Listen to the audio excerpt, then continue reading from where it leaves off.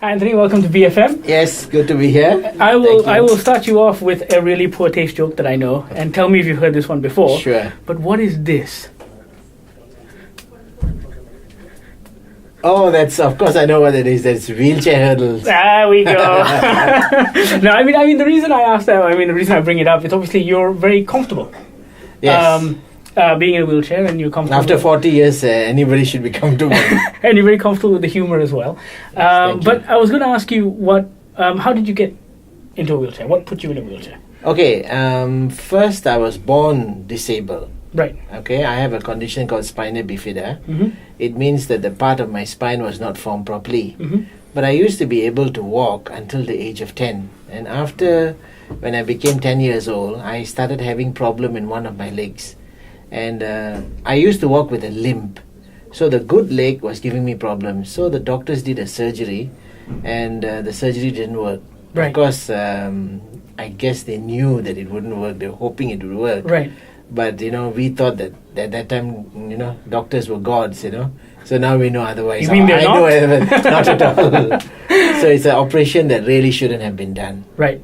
Yes. But I don't have any regrets, because I think that's just one part of life, and I think there's so much of opportunities that we can give to disabled people, that no matter what type of disability, we can still go on. And of course, you've accomplished so much as well, and it has not been a hindrance in any way. Thank you. Very nice to know that. And what I was going to ask you, I'm sure you've had many random, unusual encounters with people, because I think Malaysians in general don't know how to react to either people who are disabled or in wheelchairs. And can you think of any, what's a funny, strange encounter you've had with people? Okay, there's one that I always remember when I was at my favorite bookshop, which is of course accessible. Right. And so when I was... would you want to name that bookshop? Yeah, not all bookshops are accessible. Well, this is MPH. Okay. MPH. I wasn't sure whether I could mention names. But anyway, MPH. And this was at Mid Valley. Right. So I was, being a writer, I always try to update myself with the dictionary every year. You get one every year. Yeah. There's got new words. So I was looking at this particularly thick book, and I was, opening it to check, and then I noticed a lady was looking at me for some time. So I knew that this was going to be an approach. People make approaches, Some are funny, some are very nice, some are straightforward. So, but this one I knew is going to be different. So she came up to me, and then she says, "Hello." When people talk, they don't talk normally. They'll sing to you, Hello. Then I said, I looked at It's her. like speaking to a foreigner. Yes. So I looked at her and I said, "Yes, hello." And she said, "Oh, you read," she said, And then I looked at my thing, I didn't know what to say to her. And then I said, "Yes, I do." "And you talk also." Just what exactly do you tell people like that? I didn't know what to say. What was your reaction? I don't know. I didn't know what to say. I didn't just nodded my head. That's all. But this was fairly recent, so I think people still don't understand disabilities. And I think that, I hope that people have changed. Now people are beginning to know more about disabled people, because we are beginning to come out. I think that's a good sign. But there's still a lot more work to be done in making people understand that we are no different than anyone else. We eat the same food. We have the same desires as anybody else. And of course, you can read and talk and write. Read and talk and write. Exactly. Now, what about special privileges? To be fair, and the long lines for the bathroom, you get your own. Yes, exactly. And even in the car parks. Yes. The first thing is good is you don't need to take a chair. You're sitting all the time, So you don't have to look for a chair. And whatever it is that is blocking you, people usually take it out. Yeah. You get to use a disabled car park sometimes. When some rude Malaysian hasn't parked. Yes, exactly. His Ferrari there. And yes, exactly. I was going to say, Mercedes, Benz, Volvos, they are the biggest culprits. They park there, and then you have a toilet. And I think the best part of being Malaysia is when you're in a wheelchair, I think still people, I'm glad to say this, that people are still caring. There are people who don't bother, but I'm glad the people who do, the people offer to open the door for you.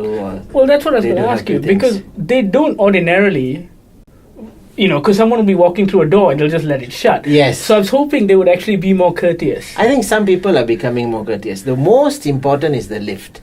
Right. If you're in a wheelchair, Most people Then they don't just run in. Yes, they just running in. But what happened was when I was once in a supermarket and there was a foreigner there. The minute the door opened, it was crowded. People just look at you and then they say, "Oh, take. We're going up," or that's it. So this guy says, "No, I'm coming out. You need the lift. You take. I can use the stairs." Right. So I think that is the kind of thing that is very good. If people can be more considerate, that I would like to see. Because ironically, that's the one thing that is drummed into us, I think, for the first 6 years of our schooling life, right? In Yes. Pendidikan Moral, Yes. it's help the blind man across the street. Yes. It's, so you hope some of that rubs off. But the most interesting thing about that is, yes, they teach it to you, but they don't teach. You don't go to school studying with a disabled person.